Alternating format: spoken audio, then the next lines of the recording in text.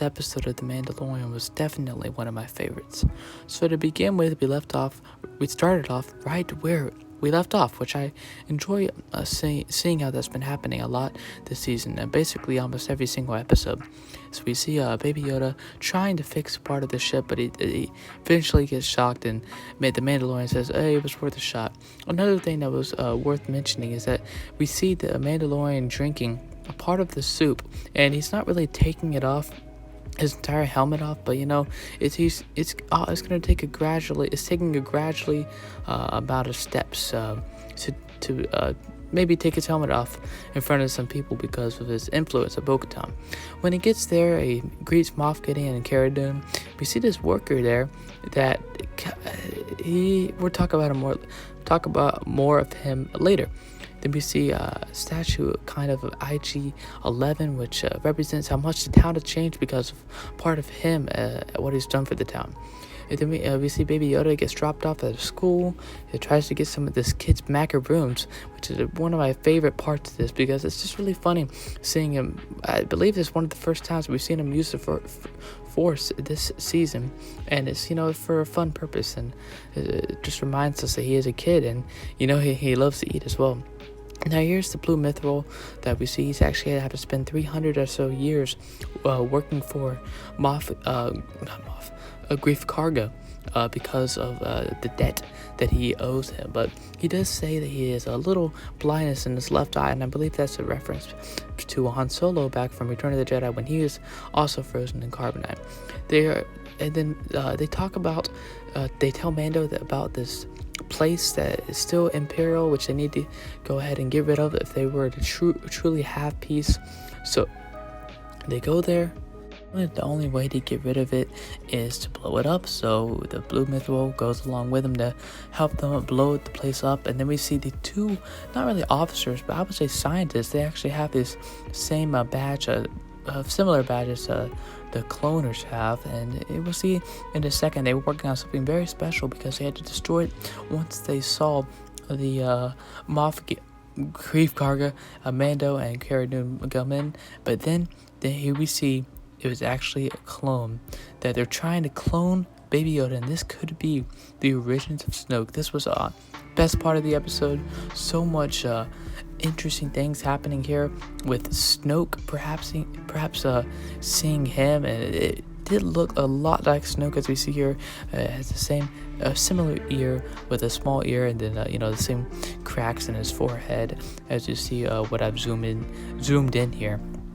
And so that first, then we see the blue mithril with Dr. Pershing seeing what he said 3 days ago, actually, which I'm going to read from exactly what he said to Moff Gideon in this message. Look at the results of the subsequent trials, which also resulted in catastrophic failure. There were promising effects for an entire fortnight, but sadly the body rejected the blood. I highly doubt we will find another donor with a higher M count, though. I recommend that we suspend all experiments. I fear that the volunteer will meet the same regrettable fate if we proceed with the transfusion. Unfortunately, we have exhausted our initial supply of blood. The child is small, and I was only to harvest a limited amount without killing him. If they will continue as requested, we will need the donor once again.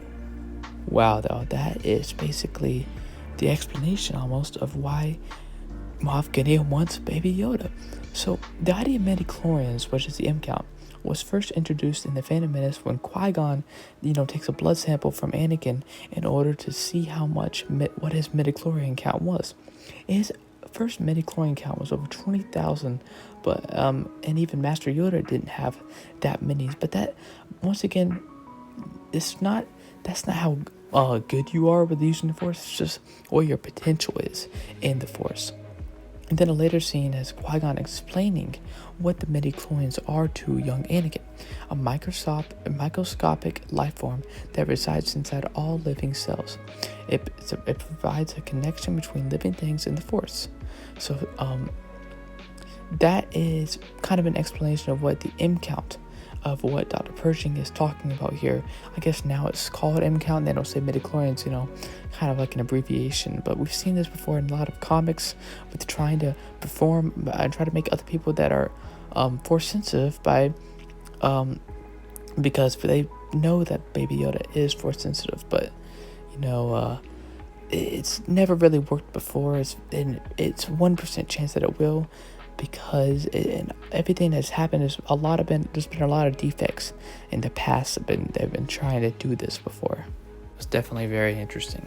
So now they escape the place, and then at the end they meet up with the same guy we see with Dave Filoni in episode 2 of The Mandalorian season 2. Then he kind of talks to Cara Dune, tells them that they need more people, and now my favorite scene is at the end with Moff Gideon's, I believe it's some sort of Star Destroyer. Here's a picture of just Ahsoka, because I believe we're going to be seeing her in the next episode. And so here we go. We see the other guy that worked for Moff Gideon, and she actually said the person he was talking to gave him the information, the tracker on the Razor Crest. You will be rewarded in the new era. That I believe that they were talking about the First Order, because what are the new era could they be talking about really? Now here's an awesome ending scene. They've really done a great job with ending, and a bunch of amazing cliffhangers with maybe, I believe, Moff Gideon wanting to, this is another picture to clone, Moff Gideon wanting to clone or wanting them to have force sensitive stormtroopers on his side. And this is, I believe, it rules out the possibility of Moff Gideon being force sensitive, because if he was, he would just do it himself, or maybe he doesn't want the transfusion and he doesn't want to happen. But I believe he's not force sensitive, but he could be trying to get these robots to have force powers. We don't exactly know yet, but next episode I'm 99% sure we will see Ahsoka Tano, but hopefully she does not die. I don't think she will, but it's going to be an awesome action-packed episode once again. And this has just been awesome, seeing each episode going one by one with amazing storylines and explanations of so many questions that we had in the first season. We still have a lot of questions involving Moff Gideon, but hopefully they will be answered soon. Overall, I would rate this episode probably like a 8 or 9.